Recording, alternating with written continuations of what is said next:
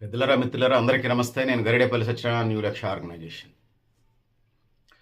పెళ్ళంటే ఆడపిల్ల జైలుకెళ్ళినట్టే అనేది ఇవాళ సోషల్ మీడియాలో ఒక పోస్ట్ వైరల్ అవుతా ఉంది. వీళ్ళ లెక్క ప్రకారం అత్తగారిల్లు ఒక జైలు లాంటిదంట. పెళ్ళయ్యాక పుట్టింటికి అప్పుడప్పుడే పోయి రావాలంట. అత్తగారు లాయర్ అయితే మామగారు జడ్జి అంట. ఆడపడుచేమో జైలరట. ఆత్మ బంధువులు సాక్షి సంతకాలు చేసిన వాళ్ళంట. భర్త ప్రత్యర్థట భర్త ఆపోనెంట్ పార్టీ కట్నం ఇచ్చి మరీ కొనుక్కోవాలంట. భార్య ముద్దాయిలా బతకాలంట. ఇలానే ఉంటుంది. మీ ఒపీనియన్స్ చెప్పండి అనేది దీని సారాంశంగా ఉన్నది. సో పెళ్ళికి సంబంధించినటువంటి నాలెడ్జ్ లేనటువంటి వాళ్ళు, మిడిమిడి జ్ఞానం కలిగినటువంటి వాళ్ళు ఇట్లాంటి అభిప్రాయాలు కలుగుతూ ఉంటుంటాయి. ఇట్లా ఇదే అభిప్రాయం ఉంటే ఇంతమంది ఈ సమాజం ఇంత ఆధునిక పోకళ్ళు వెళ్ళడానికి ఆస్కారం ఉండదు. ఇవాళ రేపు గతంలో ఉమ్మడి కుటుంబ వ్యవస్థ ఉండేది. ఇవాళ అది లేనే లేదు. నాకు తెలిసి సగం సగం మిడిమిడి జ్ఞానం వాళ్ళు రాసినటువంటి పోస్ట్ లాగా ఇది నాకు అనిపిస్తూ ఉన్నది.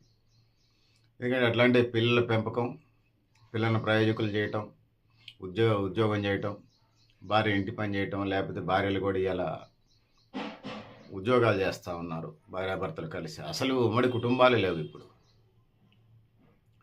పెళ్ళైన మూడో నాడే వెళ్ళిపోయి ఏరే కాపురం పెట్టేస్తున్నారు. అది ఉద్యోగరీత్యా కానివ్వండి, ఇంకా కారణాలు ఏమైనా కానివ్వండి. పెళ్ళైన నెల రోజులే ఉంటున్నారు. అసలు కుటుంబ వ్యవస్థ అత్త మామల మీద కాపురాలు చేసేటోళ్ళు ఉన్నారు ఈ ఫోన్లలో ఉన్న కార్యక్రమాలు. మళ్ళీ సీఎం సిటుక్కుమంటే పుట్టింటికి ఫోన్లు చేసే ఒక సౌకర్యం, మెసేజ్లు పెట్టే సౌకర్యం, వీడియో కాల్ ఆడియో కాల్ మాట్లాడే సౌకర్యం, అప్డేట్స్, ఇంట్లో ఉన్న పరిస్థితులన్నీ వివరించే పరిస్థితులు ఇలా ఉన్నాయి. గతంలో ఆడపిట్టకి ఏమైనా ఇబ్బంది జరిగితే రాకపోకలు సమాచారం పెద్ద కార్యక్రమం ఉండేది. చాలా ఇబ్బందులు ఉండేవి. రావడానికి నడిచి రావటం, డబ్బులే ఛార్జీలు లేకపోతే అనేది. ఇప్పుడు ఆధార్ కార్డు ఉంటే బోసెక్కి తెలంగాణ రాష్ట్రంలో ఎక్కడైనా పోవచ్చు. వేరే రాష్ట్రం అయితే అది వేరే సంగతి. సో ఆడపిల్లలకు కష్టాలు లేవని నేను అనను. కడుపులోని ఆడపిల్లలను చంపేస్తూ ఉన్నారు. వరకట్న సమస్య ఉన్నది. బాల్య వివాహాలు ఉన్నాయి. బాలికా విద్యకి ప్రోత్సాహం లేదు. ఒకవేళ బడికి పోయినా కూడా డ్రాప్ అవుట్స్, డిగ్రీ 1వ తరగతిలో 2వ తరగతిలో 100 మంది పిల్లలు జాయిన్ అయితే అది డిగ్రీకి వచ్చేసరికి 30-40% కూడా ఉండట్లేదు. వాళ్ళు చేయాలి. ఇవన్నీ ఉన్నాయి, కాదన్నాం. కానీ వీళ్ళకి బాలికా విద్య వీళ్ళకి మహిళా సాధికారిత మీద ఐడియా లేకుండా ఉంది. అందుకోసమే ఇట్లాంటి మిడిమిడి జ్ఞానం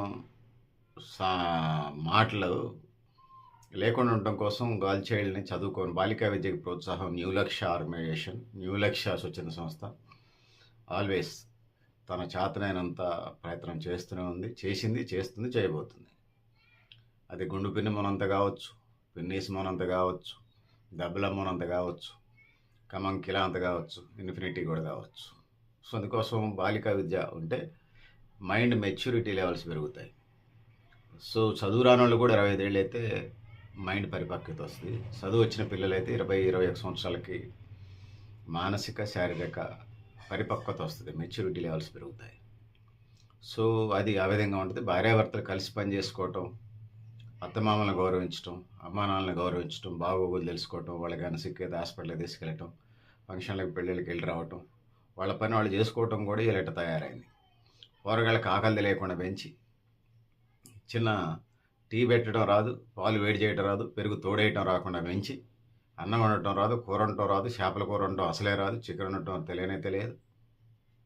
ఇట్లా పెంచి అత్తగారిళ్ళకి పంపిస్తే ఇట్లాంటి పోస్టులే పెడతా ఉంటుంటారు. అకాడమిక్ చదువు నేర్పండి పిల్లలకి, దాంతో పాటు ఇంట్లో పని కూడా నేర్పండి.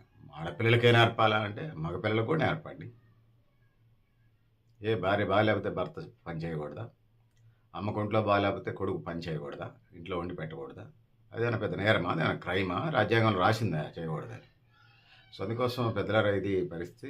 రివ్యూ మీరు కూడా మీ అభిప్రాయాలు కామెంట్ బాక్స్ రాయడం తెలియజేస్తూ నేను గరిడేపల్లి సత్యనారాయణ న్యూ లక్ష్య ఆర్గనైజేషన్. So thank you. 2 పెద్దలారా మిత్రులారా.